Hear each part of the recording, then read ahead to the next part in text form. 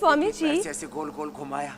Allopathy में thyroid की परेशानी को मेटाबॉलिक का डिसऑर्डर माना जाता है, तो आयुर्वेद में कब्ज का ये जो दोष है वो भी देखा जाता है। तो योगाभ्यास के साथ साथ ये जो कफज दोष है, कब्ज का दोष है, अलग अलग ये जो दोष है इसके विज्ञान को भी समझाइए, क्योंकि वात, पित्त और कफ आप कई बार ये कहते हैं कि इन दोषों की वजह से भी शरीर का बैलेंस बिगड़ता है।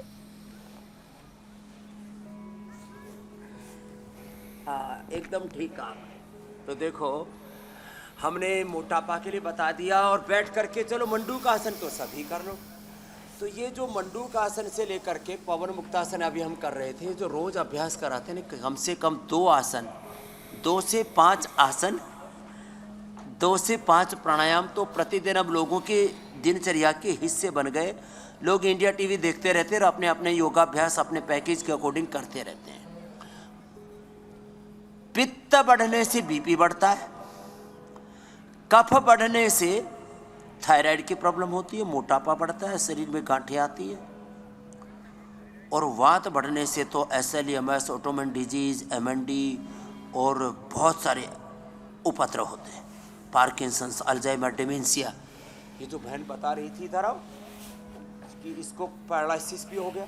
अब कफ बढ़ने से वेट भी बढ़ा, इधर आओ, यहाँ बैठो। कफ बढ़ने से आगे आ जाओ गोरी, आप इधर आओ बेटा। ये तो गोरी है और ये भी गोरी ही है। क्या नाम है? खुशबू वर्मा। खुशबू। अब खुशबू का अब इसका नाम सार्थक हुआ है। पहले तो बीमारियों की दुर्गंध भर गई थी शरीर में, अब जो है वात बढ़ गया तो पैरालिसिस हो गया, कफ बढ़ गया तो मोटापा और वेट बढ़ गया। तो योग से त्रिदोष बैलेंस होते हैं। तो चलो भस्त्रिका करो।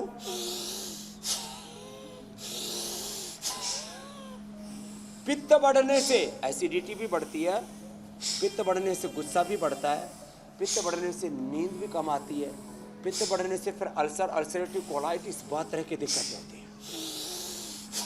त्रिदोष को बैलेंस करता है योग।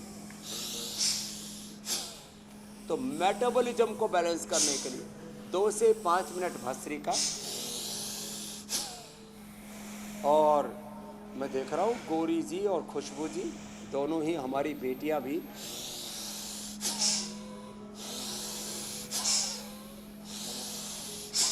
एक रिदम के साथ कर रही है। रिदम के साथ 3 से 5 मिनट भस्त्रिका, 5 से 10 मिनट ये कपालभाति करें। मैं ऐसे वैज्ञानिक देखना चाहता हूँ, ऐसी माँ बहन बेटियों को, गृहिणियों को देखना चाहता हूँ, ऐसे नागरिकों को देखना चाहता हूँ, चाहे वो हेल्थ के सेक्टर में हो, एजुकेशन में हो, रिसर्च में हो, एग्रीकल्चर में हो, इंडस्ट्री में हो, मीडिया में हो, विधायिका, कार्यपालिका, न्यायपालिका में हो, कोई भी कर्तव्य में है।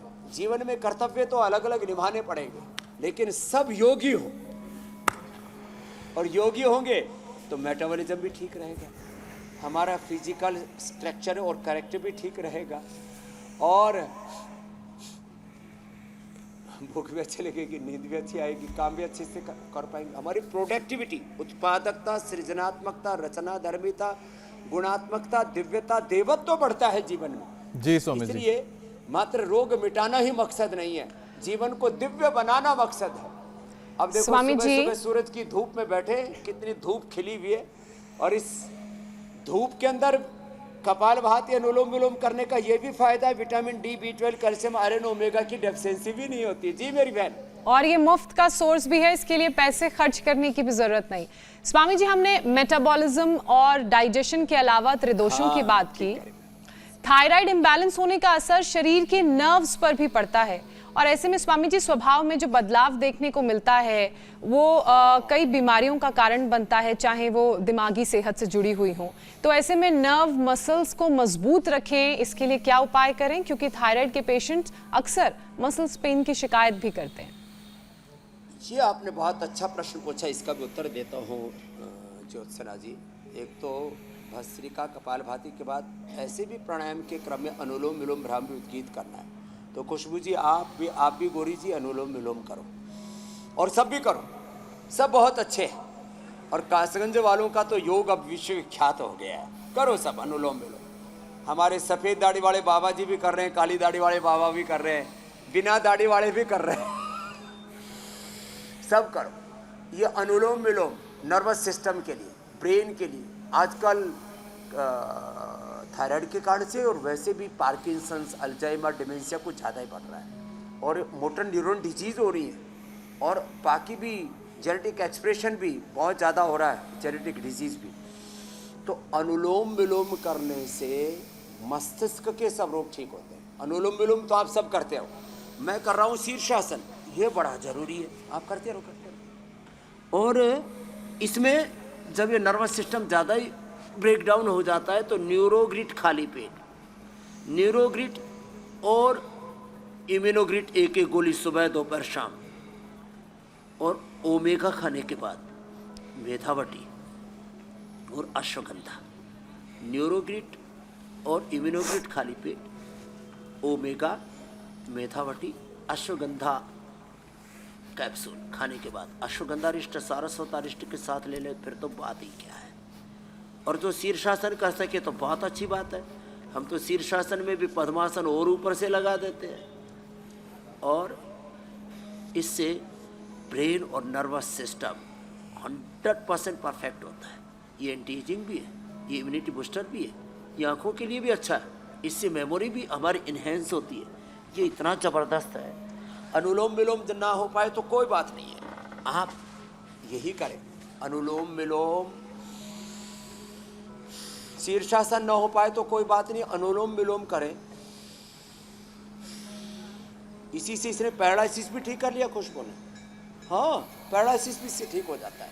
अब छोटे स्वामी छोटे जी बच्चे भी एक ऐसा शीर्षासन कर रहे हैं विषय भाई। क्या बात जो है। महिलाओं करो, करो, की करो। रुचिकर भी है और थायराइड की बीमारी से जिनके अंदर ये परेशानी आई है उनके रोगों का भी निवारण हो जाएगा। स्वामी जी मैं बात कर रही हूँ थायराइड की वजह से बालों का सफ़ेद हो जाना, बालों का बहुत तेजी से झड़ना और चेहरे का नूर खत्म हो जाना। स्वामी जी कई महिलाएं ये कहती है कि पिगमेंटेशन होने लगता है, पैचेस होने लगते हैं, स्किन ड्राई होने लगती है। तो स्वामी जी इसके आयुर्वेदिक नुस्खे ठीक करे आप। भी थायराइड के बताएं। बाद में ये समस्याएं होती हैं। अब इसके तो बाल खोल के दिखाना। अब देखो थायराइड के बाद खुशबू ने बाल भी कितने अच्छे कर लिए हैं, पूरे घने बाल हैं इसके। अभी तो 3-3, 4-4 क्लिप लगा रखी थी इसने। इन सब बहनों ने भी देखो थायराइड के बाद बावजूद अपने बाल भी अच्छे कर लिए सब ने। तो बाल भी अच्छे हो जाएंगे और बाल अच्छा करने के लिए एक तो ये करें, ये बहुत अच्छा है। हमारे अमित भाई तो यही करते रहते बीच बीच में जब समय मिलता है हुसैन जी स्वामी जी। और ये केश कांति एडवांस तो रामबाण है, इसके तो ज्यादा घने अच्छे। ये गोरी तो सारे उपहार तेरे को मिल रहे हैं आज, तेरे को भी दूंगा। तो ये केश कांति एडवांस और केश कांति शैम्पू आर्थिक आज़ादी के लिए भी हमारा अभियान है, क्योंकि राजनीतिक आज़ादी तो मिल गई थी। हमारे घरों में अभी भी डाव, सासे, हेड एंड साल्डा, क्लिनिक प्लस, विदेशी और पैराफिन वाले, एलएलपी वाले, पैराफिन, एलएलपी, पेट्रोल प्रोडक्ट वाले, मिनरल ऑयल जिनमें लिखा रहता है वो तेल कतई प्रयोग नहीं करना। या तो सरसों का तेल लगाओ, तिल का तेल, नारियल का तेल लगाओ। हम तो जब माँ सुबह सुबह मक्खन निकालती थी ना, वो मक्खन वाले हाथी हमारे सिर में लगा दिया करती थी, इसलिए हमारी खेती पूरी बरकरार है, उजड़ी नहीं है। जिनकी खेती उजड़ गई है थायराइड के कारण से, ऐसे ही पुरुषों की स्ट्रेस से, किसी भी कारण से, तो केश कांति एडवांस उसकी परम औषधि, नए बाल भी आ जाते हैं। और 2 महीने में, ये तो हमने क्लिनिकली कंट्रोल ट्रायल करके एनिमल ट्रायल भी कर लिया इसके ऊपर। तो हम रिसर्च एंड एविडेंस बेस्ड योग बताते हैं। तो बालों की भी समस्या, चेहरे का जहाँ तक प्रश्न है, चेहरे के लिए एलोवेरा जूस पिए। ये एलोवेरा रखा है, आंवला एलोवेरा देना बेटा इधर। हाँ, तो ये तुम भी और पी लेना और अच्छी हो जाओगी खुशबू। आंवला एलोवेरा ये चेहरे के पिगमेंटेशन को भी दूर करता है और बॉडी में स्ट्रेंथ आता है। तो ये प्रसाद हो गया आज तेरे लिए। हाँ? आंवला एलोवेरा ले, एलोवेरा जेल भी लगा ले। एलोवेरा जेल बड़ा ज़बरदस्त होता है, वो चेहरे पर लगाने से ना चेहरे का नूर बरकरार रहता है। फिर कांति लेप भी लगाते हैं। फिर मैंने एक बताया था कई बार, मुल्तानी मिट्टी, पका हुआ पपीता, पका हुआ केला, चिरौंजी, बादाम और इसके साथ एलोवेरा, नीम, एलोवेरा और नीम का पेस्ट, ये सब मिला करके चेहरे पर लगा लो, इतना ज़बरदस्त फेस पैक होता है। 100 साल तक ऐसे तेरा दमकता रहेगा, चमकता रहेगा, आप की चमड़ी बूढ़ी नहीं होगी। आदमी बूढ़ा का मतलब क्या है? चमड़ी बूढ़ी हो गई, आंखें बूढ़ी हो गई, बाल बूढ़े हो गए, लीवर किडनी। बूढ़ा का मतलब है एजिंग इफेक्ट। तो योग एंटी एजिंग भी है। और कपालभाति अनुलोम विलोम चलो